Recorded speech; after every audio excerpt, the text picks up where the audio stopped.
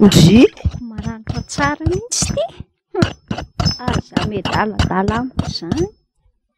fa inona ary ty ataonao?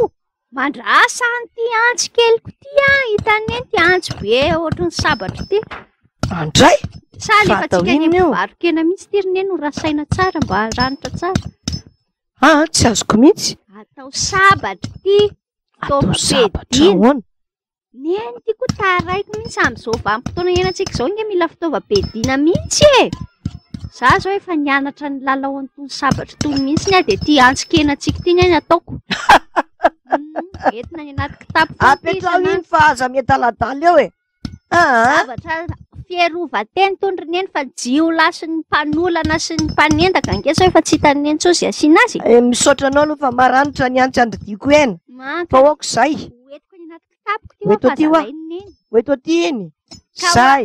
Aleo iny hoentiko ny anaty kitapo fa efa haiko nge Ianao mampiasa fiadala sa maninony? Ka tsy Ato maintsy novina indray tsika ny hoe. misy mikitikitika misitositona ny kitapoko sy ny akanjoko. Asiko roneny Asiko ahoana e? tonga de tsindromoko ataoko ahoana ahoana. Anindrin'olona amin'ny antsy ianao.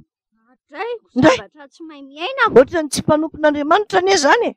Miaro tena nge za roneny amin'izany légitime défense ozy ny vazaha. Nefa Miaro tena ny vatako. na izay ny lazain'ny vazaha mba tadidio ihany koa izay lazain'i Jesoa. Ahoana ozy Satria Jesoa anie antsika ny rahantsika efa tsy ny vazaha e. ahoana ozy Jesoa.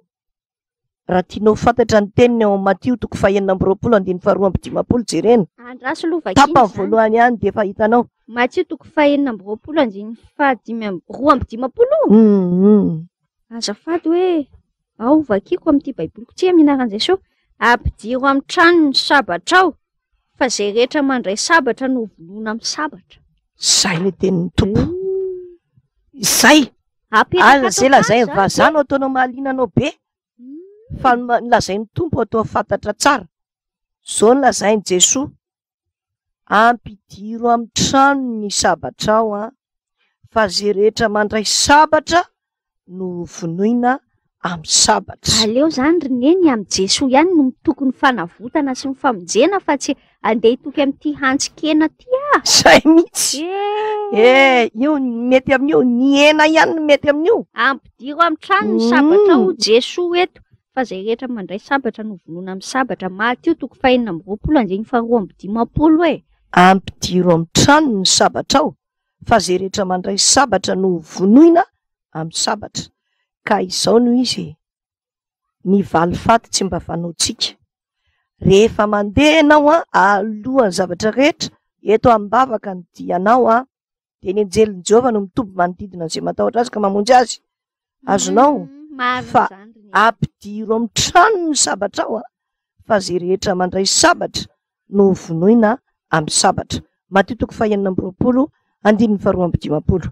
Ary tandremana mihitsy ny antsipirian'ny zavatra amin'ny fiainantsika fa zao naika nanaonao foana nitondra antsy tany anaty kitapo Andraso aloha fa ty ny tenin'Andriamanitra ampidiro amin'ny trano ny sabatra ao ny tenin'ny tompo fa zay rehetra mandray sabatra no vonoina amin'ny sabatra.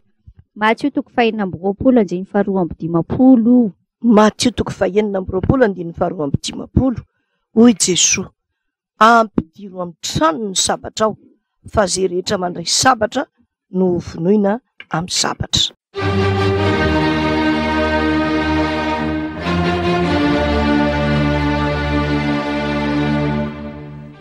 Umbay mitadidi.